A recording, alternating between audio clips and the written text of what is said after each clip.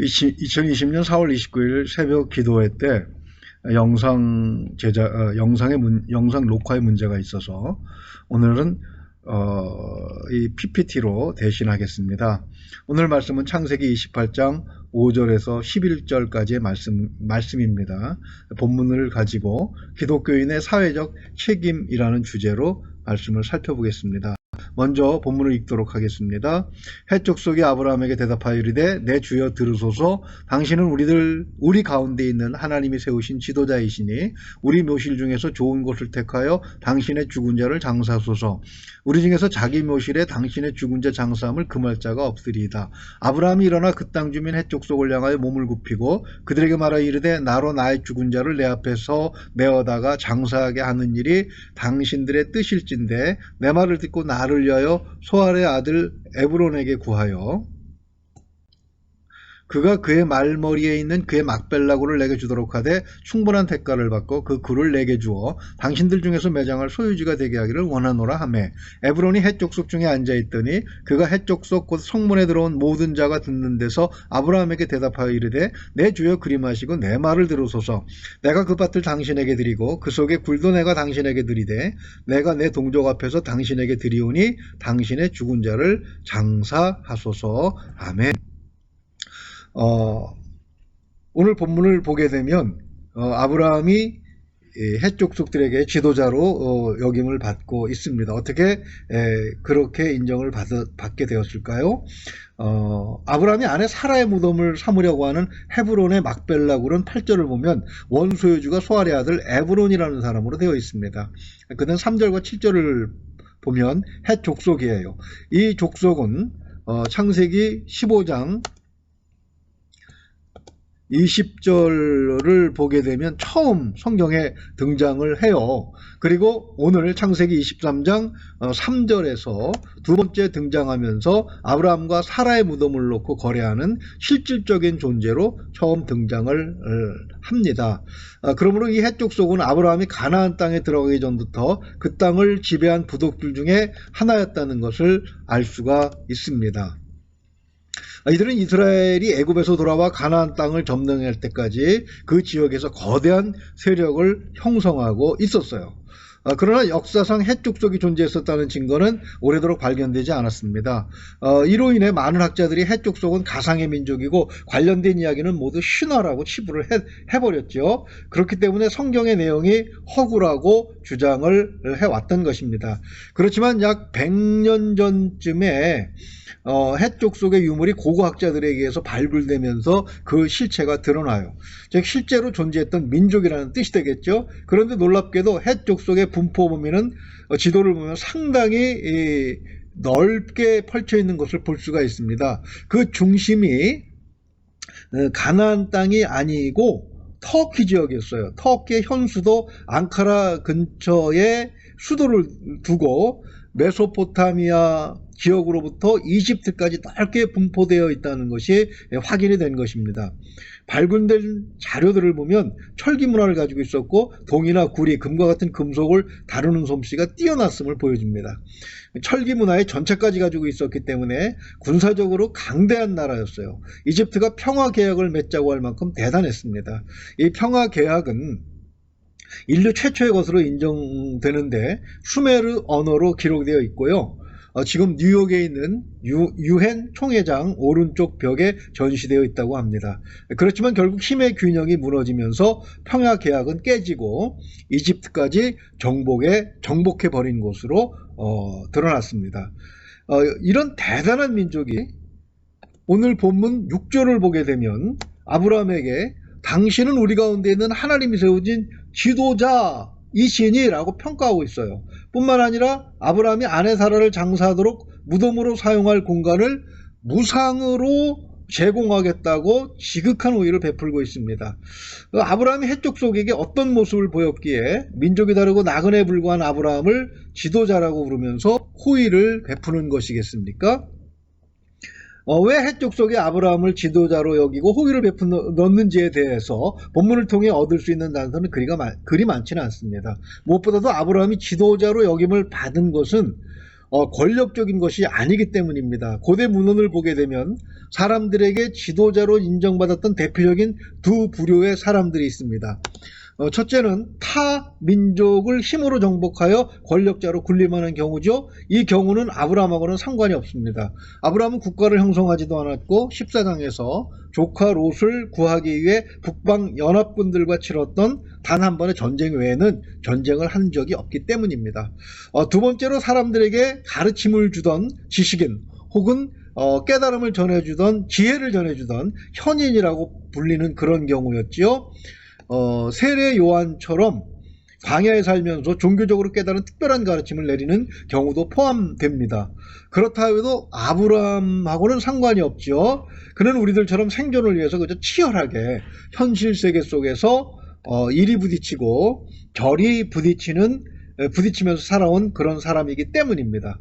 그렇기 때문에 해쪽 속에 아브라함을 지도자로 부르고 호의를 베풀었던 그 이유가 무엇인지 참 궁금할 수밖에 없는 것입니다.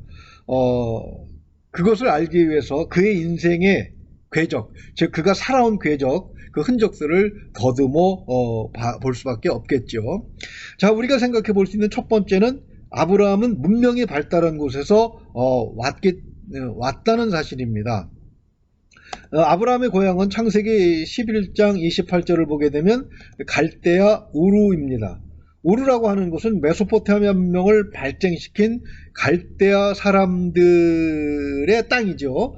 아브라함이 그곳에서 왔기 때문에 덜 발달한 시골 사람들인 가나안 사람들이 볼 때 행실이 다르고 아는 게 많아서 배울 것이 많은 그런 사람으로 여겨졌을 것입니다.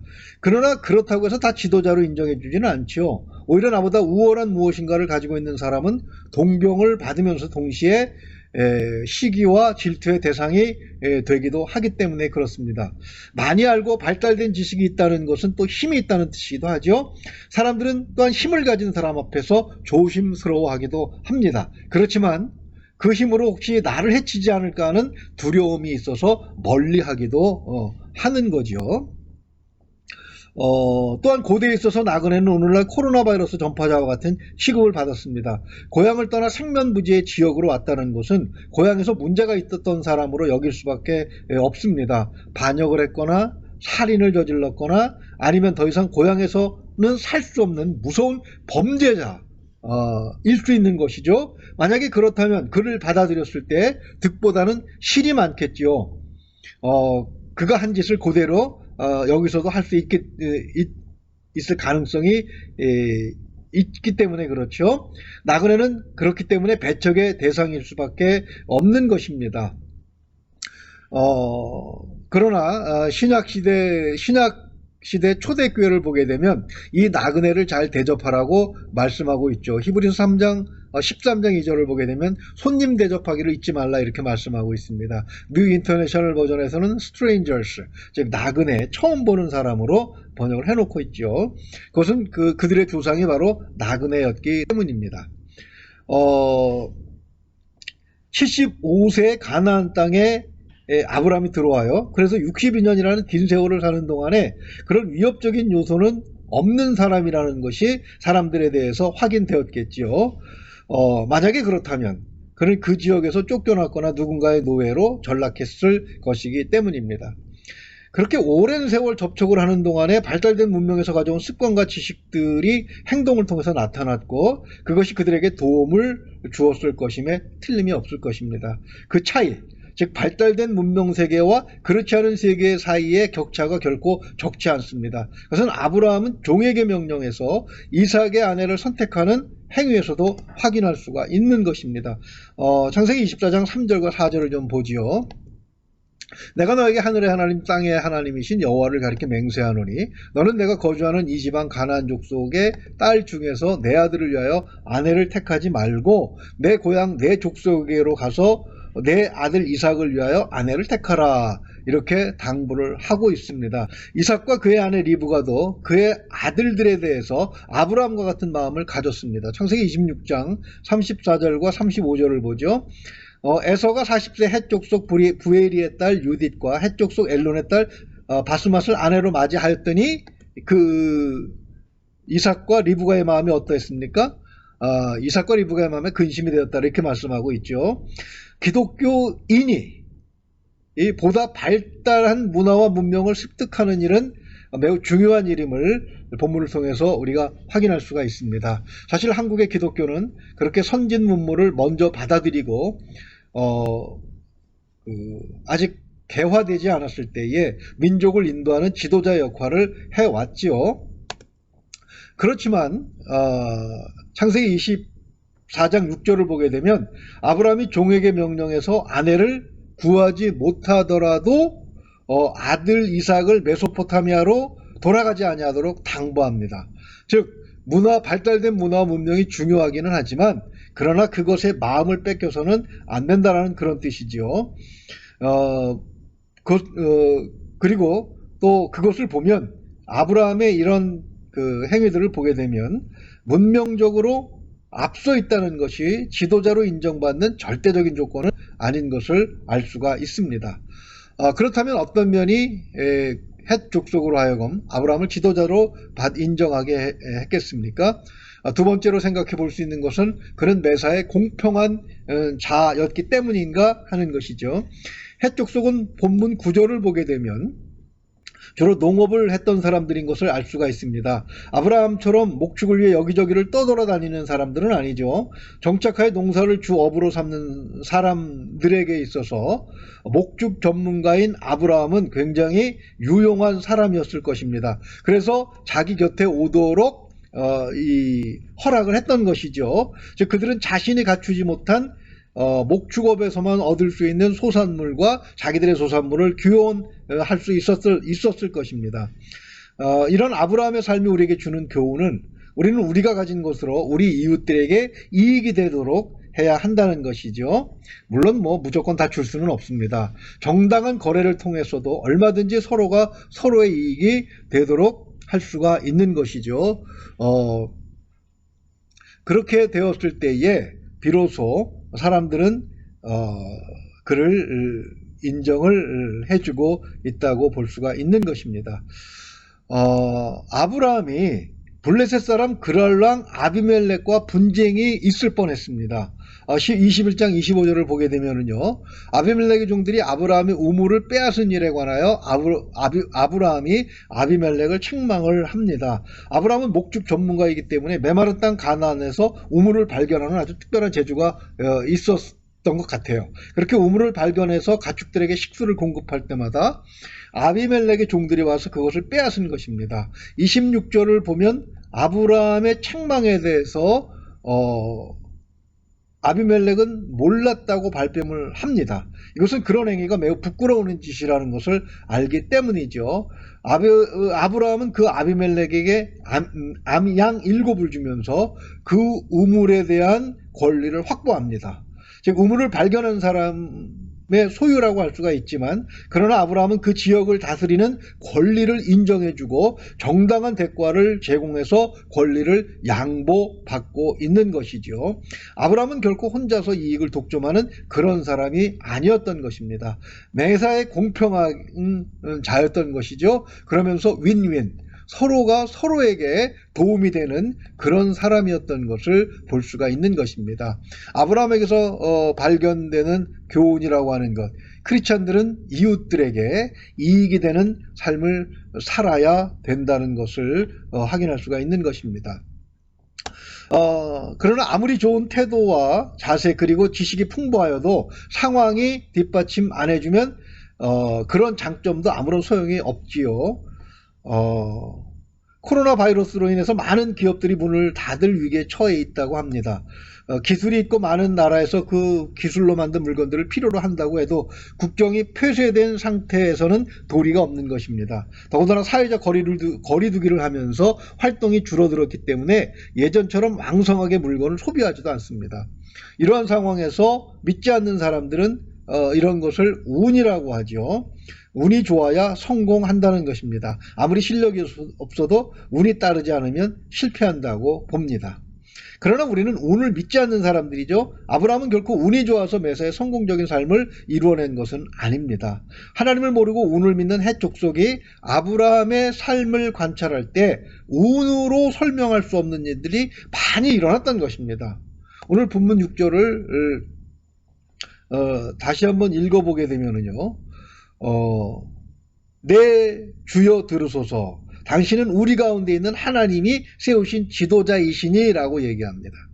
하나님이 세우신 사람은 상황을 초월할 수가 있는 것입니다. 어떨 때 그런 그 체험을 할 수가 있는 것입니까? 아브라함은 하나님께서 보호하시고 인도하시고 복을 주신 사람이라는 것, 그것을 이웃들이 확인한 것이죠. 왜 하나님은 이 아브라함에게 그런 복을, 그런 특혜를 베풀어 주셨겠습니까? 그 이유는 아브라함의 생애 전부를 특정짓고 있는 바로 그 특징에서 찾을 수가 있습니다. 즉 아브라함은 하나님의 언약을 믿는 삶을 살았던 거예요. 하나님은 아브라함에게 가나안 땅으로 들어가라 하시면서 두 가지를 약속해 주셨습니다. 땅과 후사입니다. 나이가 100세가 되도록 후사를 얻지 못했지만 그는 하나님을 믿는 삶을 살았습니다. 말년은 이삭을 통해서 하나님의 약속을 확인하기까지 했지요. 그러나 믿음이 있다고 해서 다 믿음대로 살지는 않습니다. 신천지의 자녀를 빼앗긴 부모들이 자녀를 찾도록 해달라고 언론에 하소연을 하고 나라에 청원을 했습니다. 신천지 측에서도 견디지 못해서 그랬는지 그 부모들과 자녀들을 만나서 대화하는 자리를 마련해 주었어요. 그런데 대화가 끝나고 나서 부모들은 오히려 망연자실할 수밖에 없었습니다.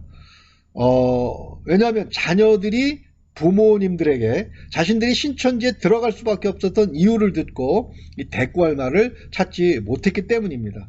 물론 신천지로부터 훈련을 받았겠지만 자녀들의 이 항변에도 들을 만한 그 논리가 있습니다. 한번 볼까요? 부모님들은 예수를 믿었지만 믿음대로 살지 않는 것을 보았다. 우리는 비록 이단이니 사이비니 하는 소리를 듣지만 믿는 대로 살고 있다. 누가 옳은 것이냐? 이렇게 항변을 했다는 것입니다. 아브라함에게 하나님의 은혜가 아무 이유 없이 특혜처럼 주어진 것은 아닙니다. 그는 믿음대로 살았기 때문에 그런 그 복을 받은 것이죠. 우리도 믿음대로 살아간다면 아브라함이 받은 복보다 더 큰 복을 받게 될 수도 있을 것입니다. 이런 아브라함의 삶을 통해서 우리가 생각해 볼 수 있는 것은 기독교인의 사회적인 책임이라는 것입니다. 제목을 기독교인의 사회적 책임이라고 정한 이유가 바로 그것입니다. 하나님은 아브라함을 왜 가나안 땅에 들여보내셨습니까? 다시 처음으로 돌아가면은요, 창세기 12장 3절에 그 이유가 들어있죠. 같이 한번 읽어볼까요? 너를 축복하는 자에게는 내가 복을 내리고 너를 저주하는 자에게는 내가 저주하리니 땅의 모든 족속이 너로 말미암아 복을 얻을 것이라 하신지라. 아멘. 땅의 모든 족속에게 복을 주어야 하는 존재가 바로 크리스찬들입니다. 그것은 하나님께서 우리에게 주신 사회적인 책임이지요. 가나안 족속들이 죄악이 꽉 차서 소돔과 고모라처럼 더 이상 용서받을 수 없을 만큼 타락해서 멸망을 했지만 하나님은 아브라함의 삶을 통해서 그들이 돌아오기를 기대하셨던 것입니다. 아브라함을 지도자로 여겼다는 것은 그 역할을 수행하고 있었고 그것이 하나님 보시기에 좋았다는 것을 말씀을 통해서 우리가 확인하고 있는 것입니다. 비록 그들이 완전하게 돌아오지는 못했다고 하더라도 그것은 나중 일이죠. 아브라함은 자신이 들어가 살게 된 지역에서 하나님의 사람으로서의 역할을 제대로 감당했다고 볼 수 있는 것입니다. 제가 TV 뉴스를 보다가 그만 속이 너무 상해서 울 뻔했습니다. 지난주 종교단체에서 예배하는 장면들이 방영이 되는데 순서가 뒤바뀌었어요. 옛날에는 제가 어렸을 때는 나라에 어떤 큰일이 있을 때 종교단체가 어떻게 대처하는지 하는 모습들이 뉴스에서 방영이 되었는데 순서는 주로 기독교, 불교, 천주교의 순서대로였던 기억이 납니다. 그러나 코로나19로 인해서 확인한 것은 그 순서가 바뀌었다는 거예요. 천주교, 불교, 그리고 마지막에 우리 개신교가 나오더군요. 요즘 언론의 인물란을 보게 되면 부고가 유난히 많이 나옵니다. 그런데 그들 중에는 언론이 슬퍼하는 사람들이 있습니다. 그런데 안타깝게도 대부분이 이 카톨릭 신부들이더군요. 한국의 슈바이처라는 이태석 신부 같은 분도 있지만 또 대중이 고통 속에 있을 때에 또 서민들이 힘들어하고 어려울 때에 그들의 대변인이 되어 주었던 그런 분들이 세상을 많이 떠나고 계신데, 그런 분들에 대해서 언론은, 세상은 아낌없이 애도의 뜻을 표하고 있는 것입니다. 가끔 불교의 고승들도 그렇게 등장을 하고 인구에 회자되고 있죠. 그러나 요즘 보게 되면 개신교는 참 찾아보기 어렵습니다. 그저 뉴스를 타는 대표적인 인물들을 보게 되면 뭐 세습이라든가 하는 것들로 자기의 욕심을 채우는 그런 경우, 또 불법적으로 무엇인가 큰 것을 치룬 그런 인물들에 대한 불평들이 많이 나오고 있기 때문에 그런 것이 아닌가 싶습니다. 참 본문의 말씀을 볼 때 속이 많이 상했습니다. 말씀을 정리하죠. 우리는 아브라함을 믿음의 조상이라고 부릅니다. 그는 우리와 성정이 같은 사람이었습니다. 그가 이처럼 위대한 족적을 남길 수 있었던 것은 하나님의 약속을 믿는 믿음 안에서 훈련과 연단을 통해서 영적인 성숙을 이루었기 때문입니다. 우리도 믿음 안에서 주님을 모델 삼아 따라가는 삶을 살아야 되겠지요. 우리는 아브라함보다 훨씬 유리합니다. 아브라함은 모델이 없었지만 우리는 예수 그리스도라는 모델이 있기 때문에 그렇습니다. 우리 모두가 그렇게 되기를 간절히 사모해야 합니다. 우리는 천국을 향해 가는 나그네입니다. 이 땅보다는 약속의 땅을 바라보며 살아갈 때에, 또 그 믿음대로 살 때 하나님께서는 우리에게 복을 주실 것입니다. 그 복을 통해서 우리는 이웃들에게 하나님께서 우리에게 주신 복을 나눠주는 복의 축복의 통로가 되어야 될 것입니다. 우리 모두가 하나님께서 아브라함처럼 쓰시는 그런 믿음의 후손들이 될 수 있기를 주님의 이름으로 축원을 드립니다.